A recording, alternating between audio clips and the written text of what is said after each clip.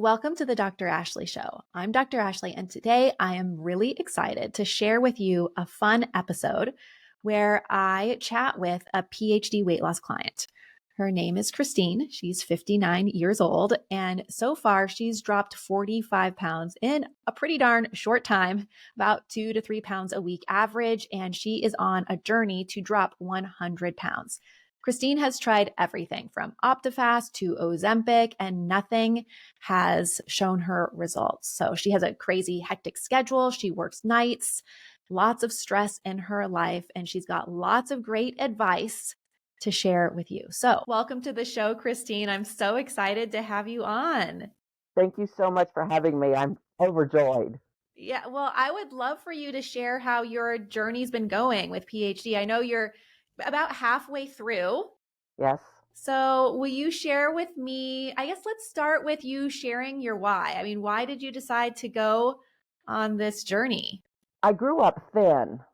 I modeled for a while, so had bad relationship with food. When I stopped doing that, my relationship with food swung 180 degrees, and I started gaining weight. I met my husband, and he wanted to help me. So we started out with eating healthy, what we thought was eating healthy, I'll say, to Optifast, to the Ozempic shots, which for the money and the payoff was not good for me personally. And things just seemed to get worse. I've inherited my mother's knees, and so they've started to deteriorate. And I see my mom now, she's not very mobile. And I didn't want to be like that. I want to be able to walk, go up and down stairs. My husband's from England. We like to go to the Lake District and walk. And if I didn't do something, my knees weren't going to allow me to do that. So I was at work one night, and my first and foremost friend, but also coworker, she said, I heard of this great program. She said, I think you need to check it out. And looked it up, got your book, and my husband and I were like, this is it. This is it. Like, how did it work with Optifast? And will you share your experiences?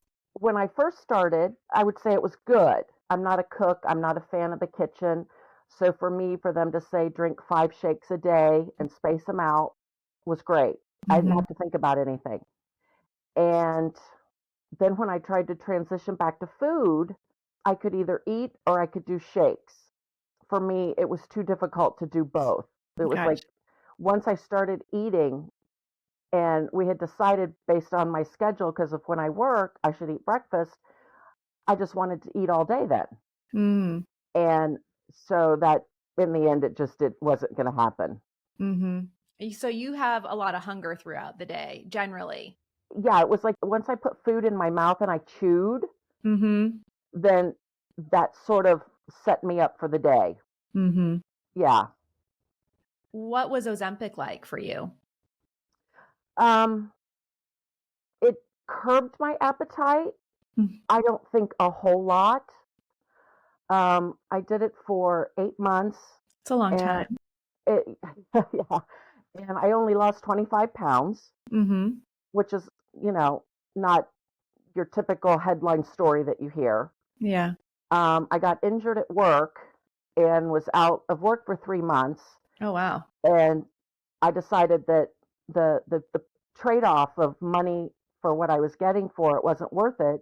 And so I stopped it. And in that 3 months I was off work, regained all 25 pounds. Yeah. Yeah. And it was at that point that I read that when you stop it, you tend to gain the weight back. And I'm like, oh, well, hello, here I am. Yeah. Yeah. So how is your experience with PhD different? Will you talk about your hunger, what that feels like? That was one of my surprises. I'm not hungry. I don't get hungry throughout the day. I think we've tweaked my program twice by eliminating a product. yeah, that was probably one of the biggest surprises Mm-hmm. that I'm not hungry. My eating time frame is kind of shortened. I work at night, so I tend to sleep in. And, so I'm about every 2 to 2.5 hours, Mm-hmm. and I'm never hungry. I'm just never hungry anymore. Is it empowering to know that you can quiet that food noise and the Oh, hunger just through the way you're eating? absolutely. Yeah, Yeah. I thought, oh, I don't know about this, but, Mm-hmm. I did my initial consultation in Charlotte with Angela, and Mm. she just, you know, gave me such confidence that Yeah. this would work, and she was so right. It Yeah. is. And then you've continued your program over the phone, is that right? Yes. Mm-hmm. Yes. Yes. Will you share a little bit about your crazy schedule? I think a lot of people think, "Oh my gosh, I can't do this. I work nights or I'm super busy." And I think you are a really busy person. Will you share a little bit about that and how you've navigated? Um, so I work for an airline, at an airport. So I go in at 9 p.m. Okay. and work. I'm scheduled till 1 a.m., but 1 a.m. is, the last airplane, or the Mm-hmm. morning shift starts at 3:30 kind of thing. So I don't really have an out time always. Mm-hmm. Um, so I get home anywhere from 1:30 to, 4:30 in the morning. And during this program, I've given myself permission to sleep, Good. and which I'm actually doing really well on the program. And so I have my breakfast, and from that time until I go to work, I usually leave between 8 and 8:30. Then I space out when I'm eating, when I'm having my snacks, Mm-hmm. and my husband and I travel quite a bit. I make sure I have either my fruit drinks or cereals, something Mm-hmm. that when you're traveling, it's very easy to open Right. and eat or drink. And Are you gaining confidence eating foods on your own as well? What to order when you travel to stick to your plan? yes, my sister lives in California, and I've been there a few times, Mm. always connecting in the same place, ending at the same airport. And so now I know what restaurant to go to.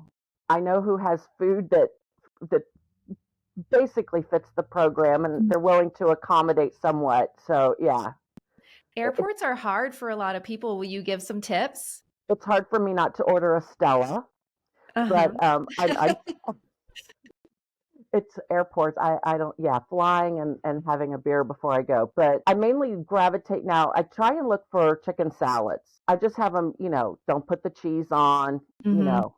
if there's a lot of tomatoes, kind of pick through. I kind of pick out the excess of what I shouldn't have. Mm-hmm. But if I kind of stick with that sort of meal, I do pretty good. Great. But Yeah. Airports are tough. Another option could be getting a burger with no bun. yes, And if the place has a salad, just putting the patties, maybe one or two patties, depending on your body size, on the salad. yes, yes. Starbucks, the egg bites, those are a good option. So you can get those, those little sous Oh, vide yes, egg bites. those are good. Mm-hmm. Do you drink coffee or tea? Um, Usually coffee when I'm traveling. Okay. How do you order your Yeah. coffee? That's tricky for people too. Um, Usually I get an espresso from Starbucks. Oh, you're hardcore. Just yeah, Wow. yeah, yeah. Because I like mochas, so Uh-huh. I stay away from anything that might tempt me. So an espresso is just espresso, and that's it. And Yeah. yeah, yeah, Okay, well, that's a good option. Another option for those of you who can't handle espresso like me, I like, I'll get an Americano. I can't even handle caffeine. So honestly, I get a decaf Americano. And then I'll ask for a little bit of steamed heavy cream because I really like the creamy texture because I'm like you, where I used to drink lots of lattes. But if you okay, just yeah. ask for like an inch or a half inch of steamed heavy cream in an Americano, it makes it so creamy and delicious. So that could be something that you experiment with if it doesn't kind of act like a gateway food where you want to then get chocolate in it. You can also get a little bit of sugar-free vanilla if you really want a treat and something sweet and put that in there. So that's something you could consider. Okay. But Okay. yeah, those are great suggestions. Airport and travel is hard. Yeah. Yeah. So Yeah. when do you sleep? I usually try and go to bed within an hour of getting home, unless it's Okay. super early in the morning. Then I'm just usually tired anyway, and I just Mhm. collapse. Usually have a book going. I try, you know, read a chapter in that, sort of just to, bring the Mhm. down from work, because even at 1 a.m. airports are loud. Oh, They, yes. so just to try and be quiet. And so, and then I'd like to say I try and get up at 10:30. It's more like 11, but That's so great. So what is that, 6 hours? um 7? well, If if I'm asleep by 2:30, it's Mhm. what, 8.5. Oh, that's so great. I would say I average Okay. between 7.5 and 8.5 most nights. That's amazing. Yeah. Yes. You guys listening to this, sleep is just as important as what you're eating. So nailing your sleep during the weight loss process and to keep the weight off is a huge factor. I sleep so well now. I didn't sleep well. And I think that also played into why I was having such a hard time Mhm. not sleeping and just trying to deal with everything life throws at you. Mhm. Makes it so Mhm. difficult. And now I feel like it flows a little better. They Yeah. play off of each other. You need sleep to drop the weight, but if you're having a really inflammatory type of diet, then it's hard to sleep. Yes. So we find a lot of people participating in PhD actually sleep better and sleep deeper as a result of their nutrition. Yep. So it's difficult. You get stuck in this cascade, right, where you can't sleep and then your diet's impacting that. So the two need to go hand in hand. So I'm really glad to Yeah. hear that. Yeah. I'm thinking about airports and when I travel, and there's a lot of blue light in airports, a lot of artificial light. Yes. So one thing you could consider, you might look a little funny if you're open to it, but wearing blue light blocking glasses at night. I'll help Oh, you. I'll send you a link, Christine. But anyone okay. listening to this, my favorite brand is Raw Optics. I have no affiliation. It's just the ones that I use. You spell it RA and then Optics. Okay. And they're red. They're kind of like an orange lens. That's why I said it'll look a little bit different. But if I'm traveling and it's late at night and it's dark outside, I make sure to wear those because I feel like I'm buzzing when I lay down after a travel day. And when I wear those glasses, it makes a huge difference. So you working in that blue light right before you go to bed, I think that could be a really helpful tool to you. Okay. So check that out. Okay. So I would love for you to Mhm. share, Christine, a little bit about how you've navigated stress. Stress is a big thing in our lives, and I think you have a significant level of it. Would you share a little bit about your stress and what has worked for you? I'm getting better. uh, Probably the first and foremost has been the sleep and trying to deal with the stress. Mm-hmm. Um, when you're tired, everything is so much worse. The pressure feels so much worse. Um, but I like to read. Mm-hmm. Um, I have 2 cats. They're big de-stressors in my world. Planning my next trip. No, I you love love doing that. that. I love Mm. doing that. Looking for my perfect English cottage in the countryside. Mm. That's a that's a big de-stressor in my world right now. Just things that I guess I like to enjoy doing, even if I don't have much time, just to take those few minutes and Mhm. just be like, ah, take my mind off, you know, family stuff, parent stuff. Even just 5 minutes sometimes is all it takes. Yeah, that's great. Has PhD helped you reduce your stress in any way? And if so, how? I would say yes. Probably not being hungry. Mm-hmm. That's true. It helps you deal. I like almost like Optifast. I don't really have to think about it, which I Mhm. like. My coaches will laugh that I tend to eat the same thing all the time. My husband, aren't you tired of eating that yet? No, Mhm. You I know, don't have to think about it. yeah, we get decision fatigue. Yeah, And it's nice to just know exactly what to do and when, and let go of yeah, control around what you're eating and all that brain power that goes into us thinking about what's next or when can I eat or having that hunger. That's really depleting. yes, yes. I have my phone set, and it'll say snack 1:15, and That's great. yeah, and I just go by the phone. When it rings, okay, and I pick everything out usually before I go to bed the night before. Great. I have a little container on the kitchen counter, and I've got them lined up, and I just grab what's next when the phone buzzes at me. Mhm. I was just chatting with a PhD client who has dropped all of his weight. He dropped 100 pounds. And he said that to keep the weight off, he does what he did during the weight loss phase, and he eats about every 3 to 4 hours, and he sets an alarm on his phone. And it just reminds him, because we get sidetracked and lost. And then before we know it, we haven't eaten yet.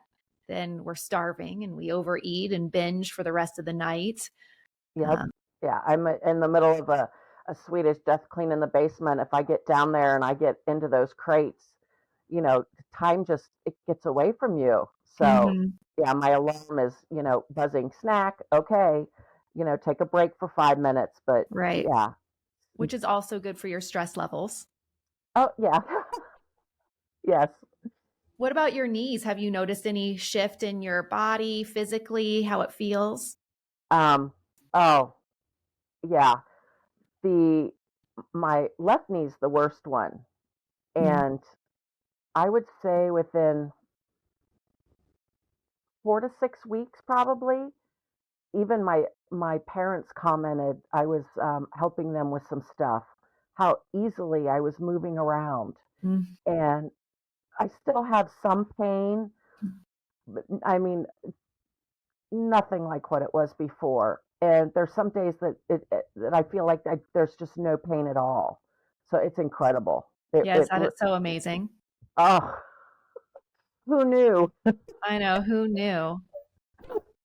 So far, Christine, you've let go of around 45 pounds or so. Is that right? Yes, yes. Congratulations. Thank you. Yeah, That's a lot of work. almost halfway. That's right. Yes. So what's your goal? It's 174 Okay. is my goal. Yeah. 100 Which pounds. yeah, which is funny because um when I felt the best in my adult life, I was basically 174 pounds. So Mhm. that had been my goal. And then when I was in Charlotte, and Angela comes in with the paperwork and she says, Mhm. "Oh, 174." And I just kind of had to stop and I was like, wow, even I knew where I should be, sort That's of. right. Yeah, yeah, Usually it works like that. We ask the person, at what weight did you look and feel your best, And usually that. It's where you didn't have that excess belly fat specifically that is yep, working against you. You didn't have the pain in your knees, didn't have the hunger and the cravings. The body was in a flow state. yes, And yes, generally, we can pinpoint that through science, and you know it because you've experienced it before. yeah, And it's that we're getting you back to that flow state. yes, yes. That's the other thing is my stomach. So people who don't see me all the time, especially, are like, just wow, what are you doing? Because it's Mm-hmm. gone down significantly, even with the 45 pounds, Yeah. so much. And before, on doing other things, I would lose weight, but I wouldn't lose it in my stomach. Hmm. Yeah, Yeah, because for most programs, it's calorie restrictive, including Ozempic.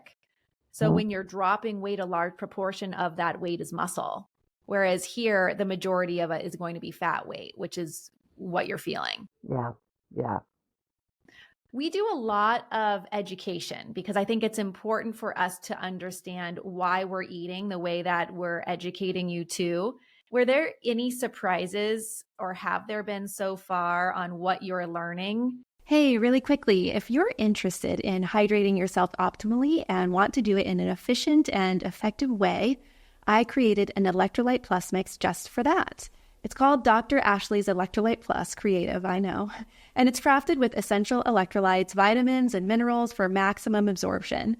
With patented forms of zinc and vitamin C, it supports immune and adrenal function. Plus, chromium picolinate regulates healthy blood sugar levels while helping to curb those cravings. Say goodbye to headaches and fatigue.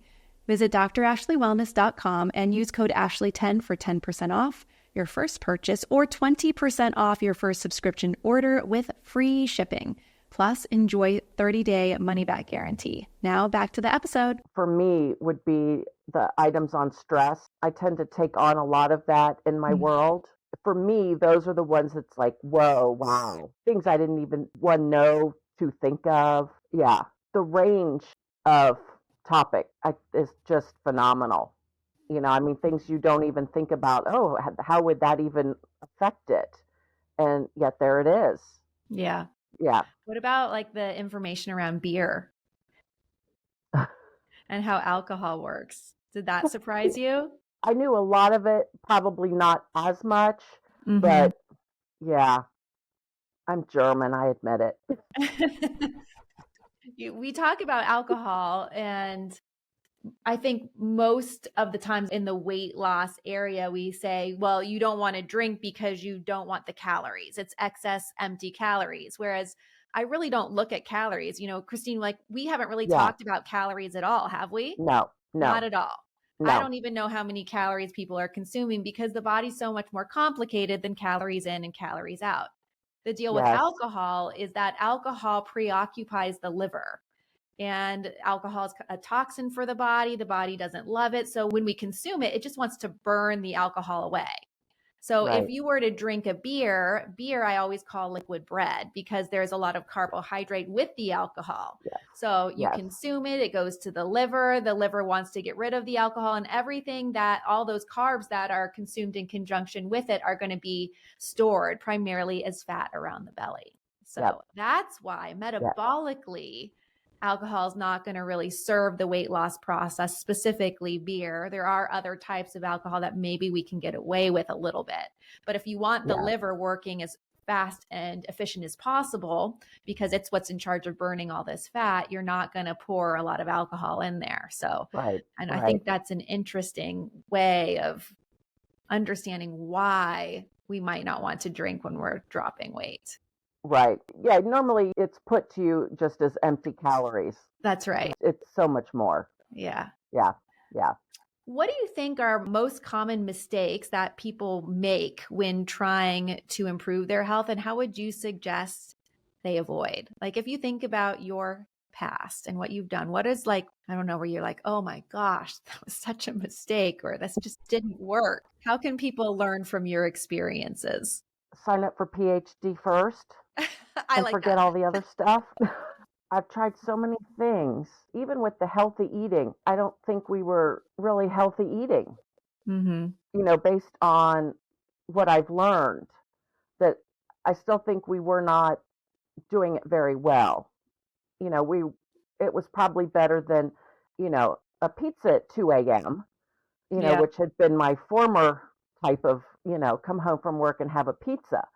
But I still don't think we were informed enough. Kind of you have to go beyond that headline. That's right. Yeah. And we kind of did, but not a whole lot. And yeah, my suggestion to everybody is just sign up for PhD because it works. It works so well.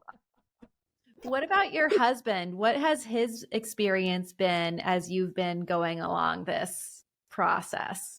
He's fabulous. He's older than I am, but probably in much better health than I am. And he loves to cook. He's been able to do for himself, and he thinks that my constant chicken and cauliflower is pretty boring. So he likes to make curry. And he really has been fabulous in all of this. And what I did in the beginning so that he understood what I was supposed to be eating, when I was supposed to be eating. The chart that I got, um, Mm-hmm. how many products, how much fat, protein, and Mm-hmm. all that, I've stuck it up on the cupboard door. Oh, great. So that, if he had a question, especially in the beginning, if he had a question, are you supposed to be eating that, or are you allowed that? It was right there and he could just look at it and be Mm-hmm. like, oh, okay, yeah, that's good. You're fine.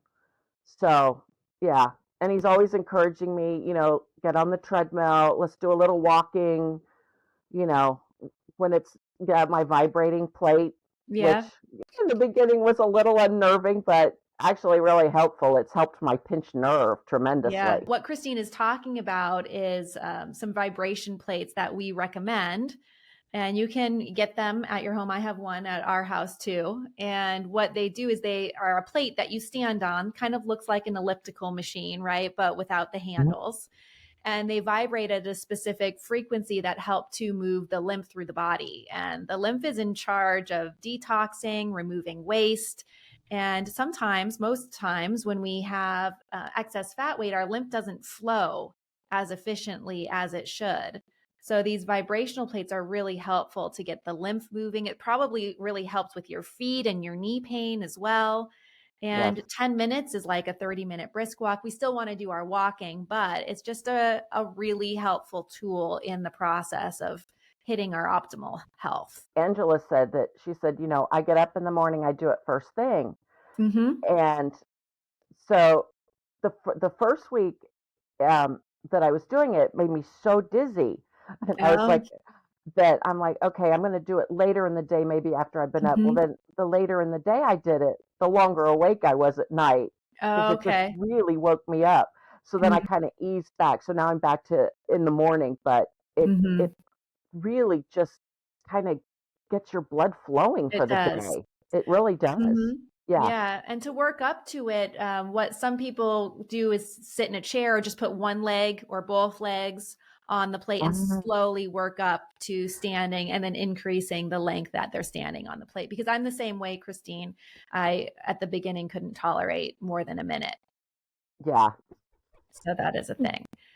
Well, I have two more questions for you. I Okay. mean, one, going back to your husband, a lot of people will say, "Oh my gosh, my husband doesn't have to lose weight, or my wife doesn't have to lose weight, my partner. So this means this can't work for me." But you have navigated this fine. I see our clients doing Oh, this all yeah. the time, but it's a common fear. What would you say to people who have that fear? I think because I'm not a cook and I don't like being in the kitchen and all that. For us, that's made it really easy, and he does. But I mean, there's so many recipes on the website that if you Mm-hmm. do like to cook, that I mean, he would be happy to eat also. It isn't just, I'm single focused on, my chicken and cauliflower. If I was a cook, there's so much on the site to pick from, Mm-hmm. that he would happily eat with me. Have you guys tried the egg roll in a bowl yet? No, Will you have him cook that for you?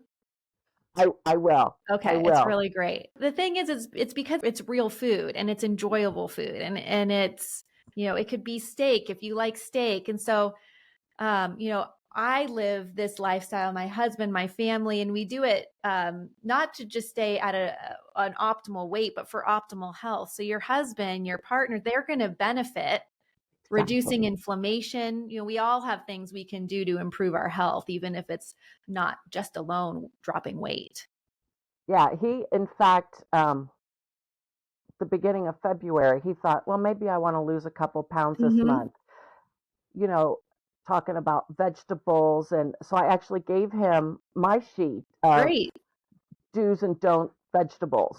Uh-huh. So he's been following that for the month and Okay. exploring, and he likes to experiment. So he's been experimenting with recipes with different vegetables that weren't normally on the grocery list. Oh, great. I love that. I Yeah, love to hear yeah. that. So he'll be all set when I'm ready to venture off my little narrow path. That's right. Yeah. He'll probably drop all the weight he needs to in about 5 weeks. That's how it works for Always, men.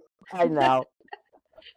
So my last question for you, Christine, is I think most people hearing that you've dropped 45 pounds in a short period of time would say, well, you must be exercising like crazy.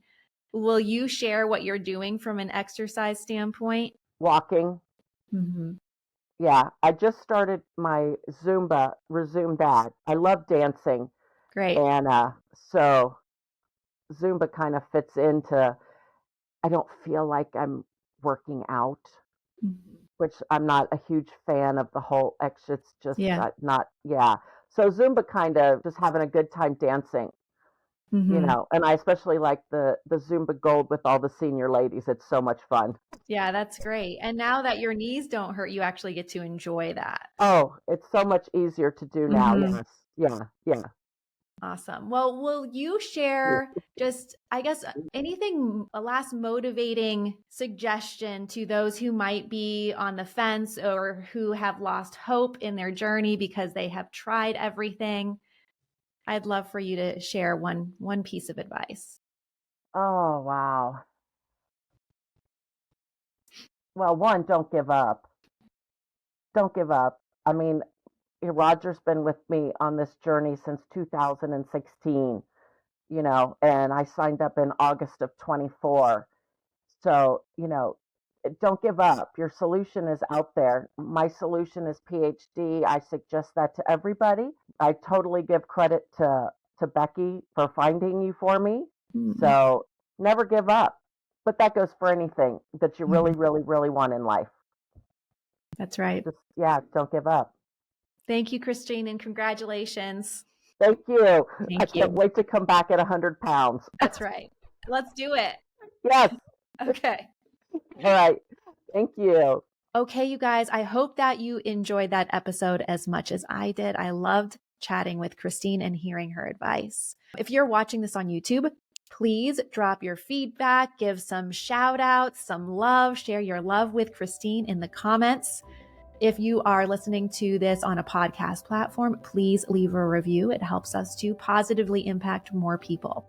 Remember, you've got to step up to make the change. Lead with your heart, train your mind, and do not negotiate with your body. I'll see you next time.